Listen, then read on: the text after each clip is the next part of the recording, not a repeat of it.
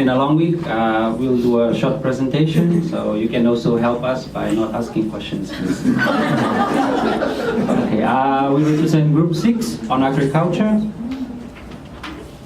According to FAO statistics, about 800 million people globally is suffering from chronic hunger every year. And with the population growth projected to reach 9 billion by 2050. So it's imperative that we do our best now to solve the current issue as well as the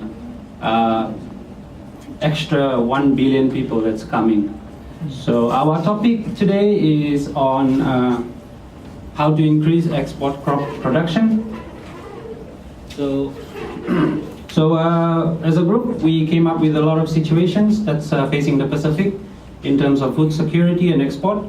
And we've grouped them into two main areas, a technical area and a policy and admin area. So from a technical perspective, poor soil and economical practices and management due to lack of technical expertise and appropriate infrastructure, leading to low productivity and inconsistent export crop production. And from a policy point of view, limited access to financial capital and government initiatives and poor policy development and implementation. So some of the solutions we came up with are improved agronomic practices, human resource development in technical areas of production, improve infrastructure facilities such as roads, storage facilities and transport. Inclusive policy development and capacity building on financial literacy for producers and farmers. So from the many solutions, we've identified one to go further, which is improving agronomic practice. The reason why we chose that is because it's at the most basic level of food production, which is at the farmer's level. So how do we improve agronomic practices? By introducing mechanization, sustainable land management practices, integrated pest management, research in resilient and high-yielding varieties, and human resource development in technical areas. Actions in accomplishing those methods, investment in mechanization, in land prep, planting, irrigation, and harvest. As we know, in the Pacific, farmers are aging and the younger generations are not interested. So the only way to solve that manpower issue is by introducing mechanization.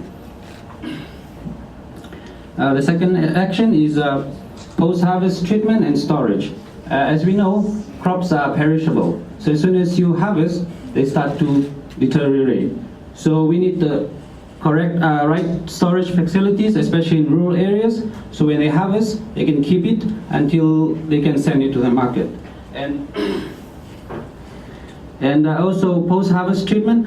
As we know, export crops, we usually go through very stringent biosecurity requirements. So we need to have the right post-harvest treatment facilities for such things as fruit flies and nematodes. And develop and produce resilient, high-yielding varieties to meet demand and environmental conditions. As we know, climate change is a big thing that's going to affect us all. And with the increasing human population and the limited land, we have to decide whether we give the land for agriculture or for housing. So we need to produce more on less land.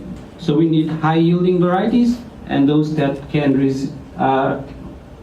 sustain environmental changes. And the last point is conducting a value chain analysis.